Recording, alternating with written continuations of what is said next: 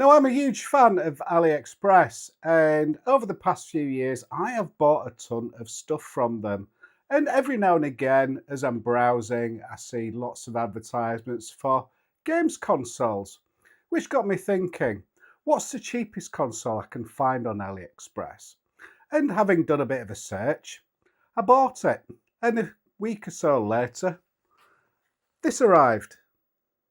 And here it is, the Super Mini SFC entertainment system, sporting 620 8-bit games, striking resemblance to the SNES console, of course, and comes with a couple of SNES-style controllers as well. So let's get this opened up and see what we've got. Now, before I show you what came in the box, this is a fun little project for those of you who prefer to build stuff yourself.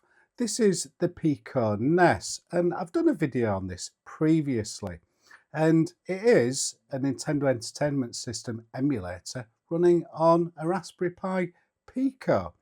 And there is a link in the video description which will take you to the PCBWay projects page, where all the details on building this fine thing and ordering your PCBs is all there for you. But PCBWay don't just do PCBs, they do other cool stuff like 3D printing, CNC machining, and lots of other good stuff like that. Thank you to PCBWay for sponsoring this video, and please do check them out. They make videos like this possible.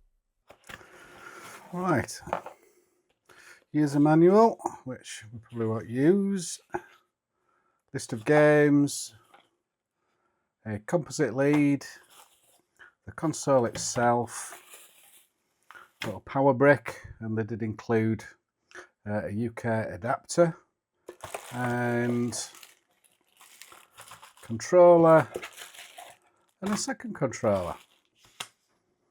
Right, let's just move everything out of the way and let's have a look at the main unit itself.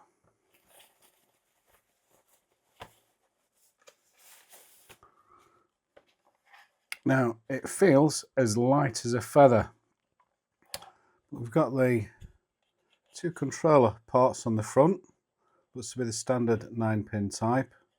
Looks like to be a power LED there, a power switch, reset button, and that's about it really. Oh, and a USB connection on the back. Presumably that's just for power. And a little jack there, jack point for the composite. Right, let's move that to one side and let's have a look at one of the controllers. Right, okay, I'll tell you what, let's leave that on for the time being. Do you know what? It doesn't actually feel bad. Nice clicky buttons. The D-pad feels reasonable. And the start and select feel pretty good. Let's just get a proper controller and just put it side by side just to see what it's like with an original. So this is an original one. And the buttons feel a bit mashy on that, whereas you get more of a click there. Yeah, more of a positive click from this, surprisingly. The start and select feel quite similar. And the D-pad seems pretty similar as well to original controller, as well as the shoulder buttons. So, similar weight really. Obviously the cable's a lot thinner on the on this one, but we'll see how that pans out. And size-wise, well, it's identical, isn't it?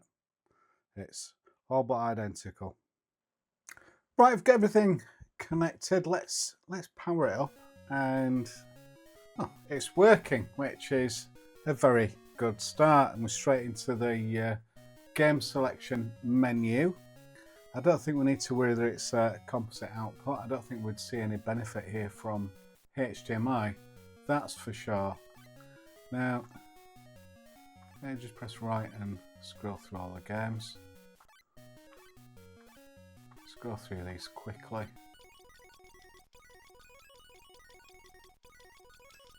Don't necessarily recognise all of these games, or really most of them to be fair, but we've definitely had a Super Mario already, and I'm pretty sure we've seen a lot of these. In fact, I'm certain we have. As I scroll through there, I've seen all these names before.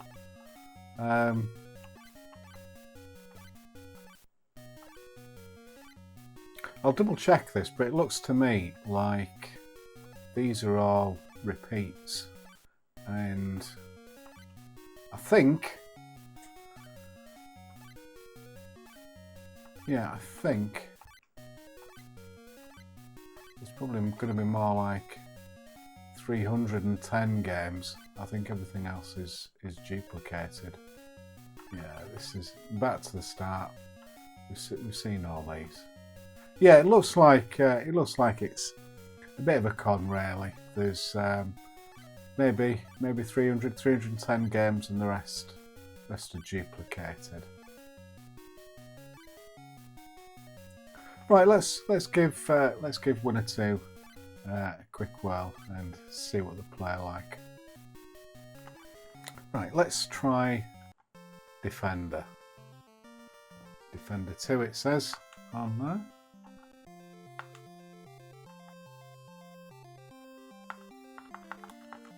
Ooh, that does feel really nice and responsive. There's no lag on the D-pad there, and my movements are just as I'm pressing the buttons. I really quite like that. So, no issues with the controller itself. That is playing really well. That is playing really well. Let's try another game. What else can we play? I'm going to choose a game that I at least recognise.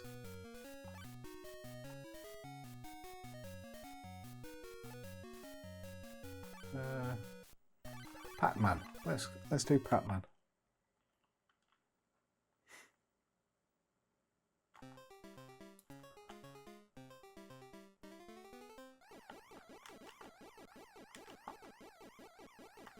Yeah, again, it's very sensitive to the correct inputs on the controller, and no issues. The controller is doing a good job, which is good to see.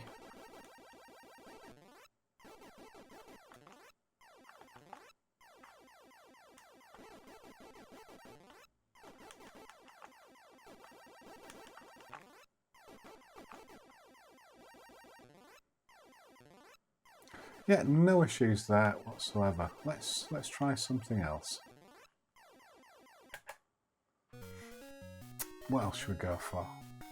I'm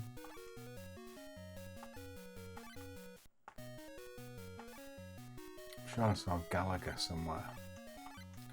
That was a game that I'd lost many 10 pences playing back in the day. There we go. Let's give that a whirl.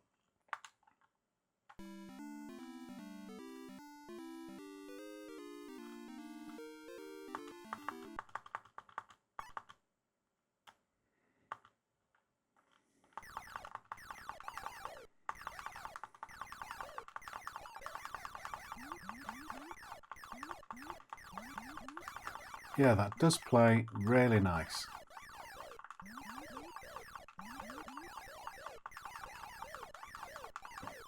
As all you Gallagher fans should know, I shouldn't have killed all the boss ships. I should have let one of them come down and capture me, and then I could have ended up playing with 2 ships at once. But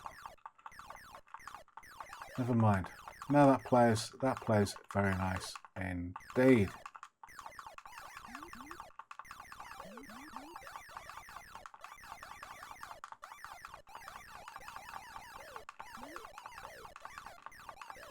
So it was a little bit disappointing to find out that each of the games are duplicated. So it's going to be around 300 games rather than the 620 it claims to have.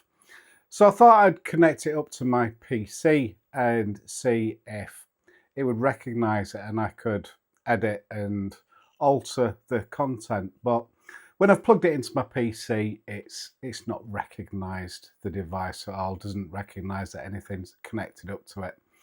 So last ditch, let's open it up and see what's inside.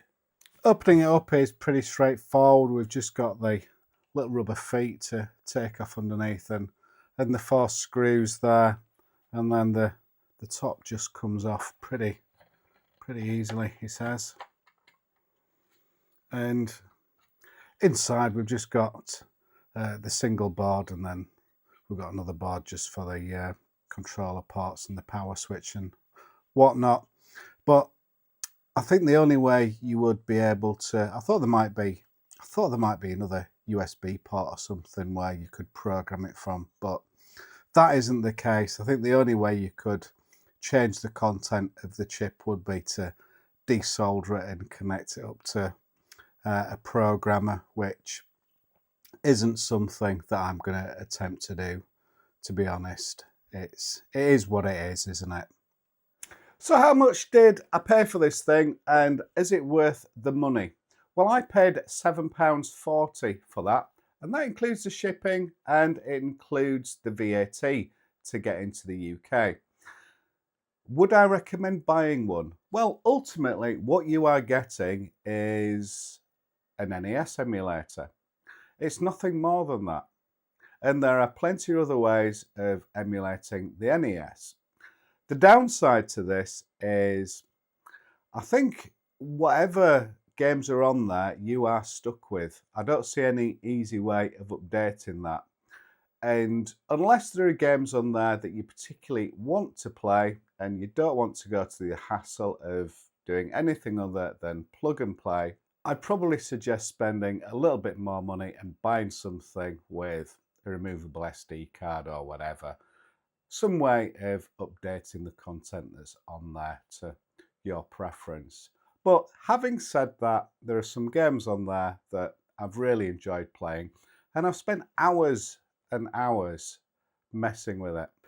So that is the cheapest console I could find on AliExpress. I hope you enjoyed that, and thank you for watching. Bye for now.